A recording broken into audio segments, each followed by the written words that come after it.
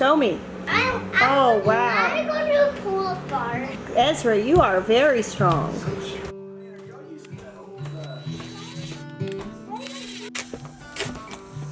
Maya fixed my basket. Look who's here.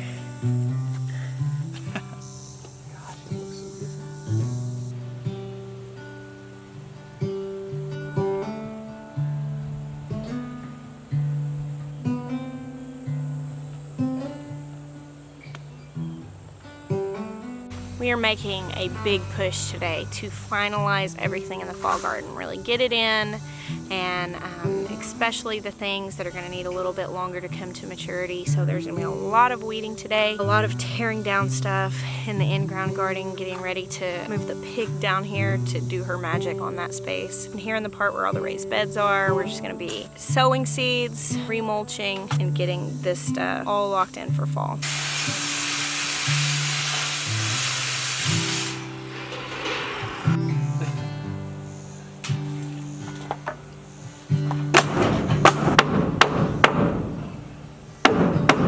So, really making a push to try and get caught up on the chicken coop and get it finished reasonably within the next couple of weeks. You know, I don't really get sick very much. I don't really take sick days, but this week I actually lost 4 days to an abscessed tooth. On Monday, I started with an aching pain, and by Tuesday morning it was just radiating so much pain that I was out of commission, and it took till Thursday to get a solution where they eventually just pulled the tooth out.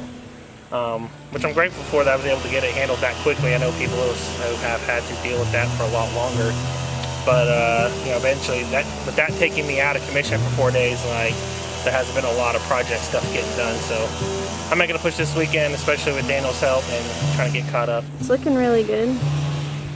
It's gonna be a really cool coop. I'm not so much the framer, you know that. I'm more of the finisher, so I'm trying to get the, Paul kind of lined me out on what we need to do. So I'm gonna try and get that done, and then the finishing part will go a lot faster because it's more my expertise. But yeah, I think it's gonna look really cool. It's gonna be very unique.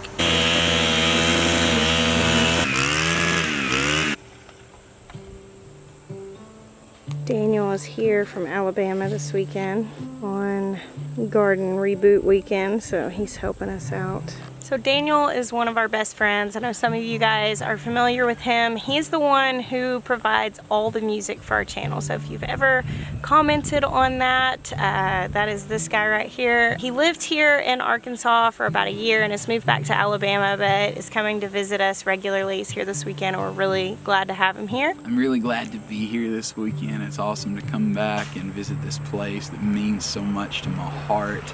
Really good to say hi to all you guys on there and gals, and yeah, I'm really happy to be here. I really love the garden. When I was a child, my grandfather had a garden, and he spent a lot of time with me there, and I didn't even realize how much I loved the garden until I got to be here with Jess and Jeremiah, and Jessica has taught me so much about gardening, and it's become just a really special place in my heart. I really love to garden. Now I'm excited to try out some things that I've learned, like planting in tubs and things like that. I'm actually renting a home right now, and I can't do any gardening in the ground, but I'm excited to try out planting in some tubs and some things like that, and venturing into gardening on my own. And you guys will still see me from time to time when I come here. So Daniel has plans to go through my seed collection while he's here to go back home to Bama and plant some stuff. I actually asked Jess, I was like, I guess I'm going to order some seeds. And she said, you better order some seeds. I'm going to get you some. So I'm excited. I'm going to hook him up, get him growing some kale and radishes, because I'm the kale and radish pusher.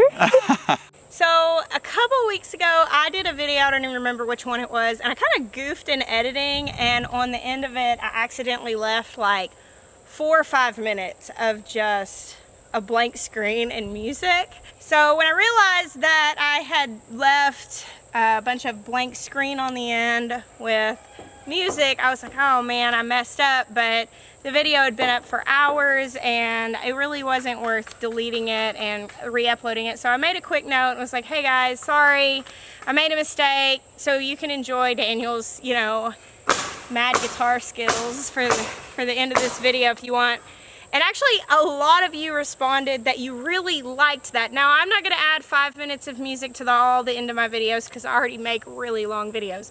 However, I told Daniel that y'all enjoyed that, and so he actually took a lot of those tracks that he's recorded for me to put on my channel, and he uploaded them. So if you would like to go on there, I will put a link to his channel down below and throw it up here, and you guys can check out those videos. They're really nice background music. I should know, it's the background of like my entire YouTube channel. Interesting tidbit, a lot of the songs that you hear on the background of this channel is actually the instrumental to worship songs that Daniel and I wrote together, or that he wrote on his own. Also, I don't know that I've ever actually addressed this in a video. I have responded to a lot of comments that have asked, but we can go ahead and throw that in. Daniel does actually have some albums out. Why don't you tell them what you've got and what you've got coming up? Yeah, I've recorded 2 live worship albums. Those are available on iTunes and Google Play and Spotify and YouTube. You search for The Unseen Anthem, and then the 2 albums are Saturate and Prodigal. And I'm really excited to be releasing my first studio album that I recorded in Nashville about 1.5 years ago. We're finishing it up right now, so that should be available in the next couple of months. Really excited. Yep, I will definitely let you guys know whenever that album is available. But in the meantime, if you want to check out Daniel's music, he is a really gifted worship leader.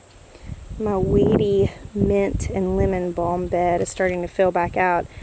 So the lemon balm got huge in the spring, massive. It was much bigger than this, and we cut it back a few times, dried a lot of it for teas, and now it is back very large because what remained that went to flower sowed all its seeds, and now it's back for a second round. Now I'm gonna go ahead and thin this out here in the next few days, and I'll use this to make like a calming syrup. We call it honey medicine. Lemon balm is good for calming the nerves, and so honey medicine is kind of like the thing that we give the kids a spoonful of if they're really kind of wired at bed, and we'll stir a spoonful of it into like chamomile tea at bedtime. It's a really great thing to have on hand, especially if you have kids, and it's a really good way to use lemon balm, which smells amazing and is really easy to grow. I will put the directions down below in the description of this video on how to make honey medicine, or I think I've seen it called like sleepy time syrup. I thought about waiting till the next garden tour to show you guys this, but figured I'd give you a glimpse before. The in-ground garden is no more. We just weed whacked this all down so that we can get this black weed paper up.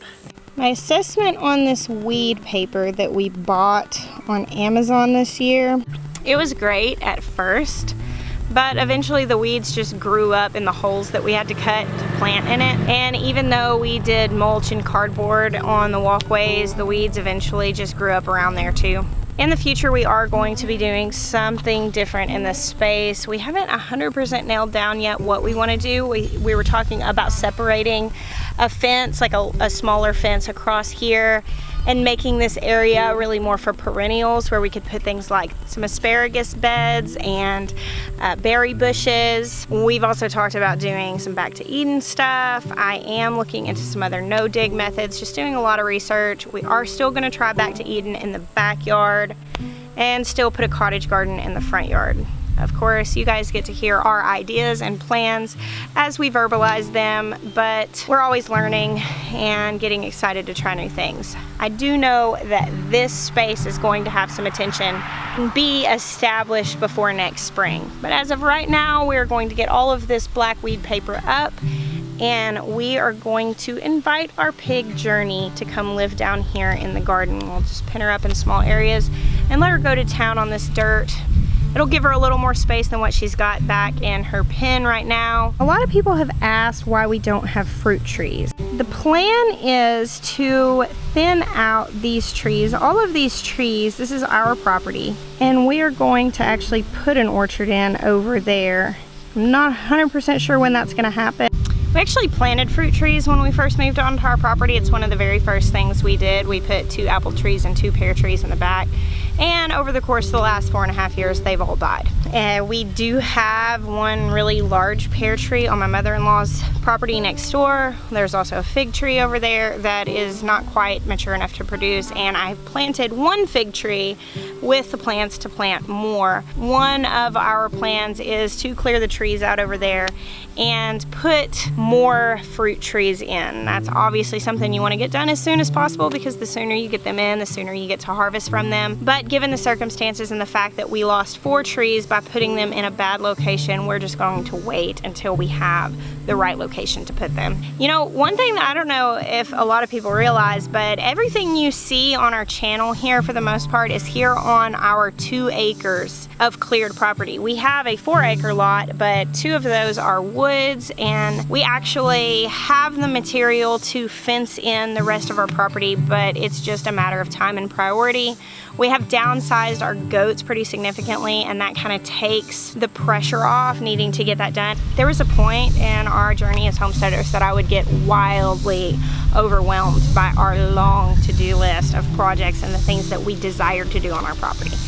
It got to the point that I didn't even want to dream about stuff. I didn't even want to think about it, because it just felt like more pressure on what we were not able to get done. And especially on days like this, when I was faced with the task like sowing this massive garden, and we have a chicken coop project that we've been working on for weeks now, and Jeremiah's been down with an abscessed tooth. This would be the time that I would reach like freak out point of being like, oh my gosh, we're not getting done what we need to get done. Thankfully, I don't get overwhelmed anymore, because I've realized the fact that in 6 weeks when the frost comes, I still have the grocery store that I can go to. This is all just a classroom. It's all for the sake of learning, and every year we will get better, we will become more sustainable, we'll get more projects done. And 5 years in, I look back at all that we've accomplished in the last 5 years, and I feel like it's pretty good. So in 5 more years, there's no telling what we'll get done. I don't feel discouraged anymore about the things that feel really far off, because honestly, there's enough to worry about today.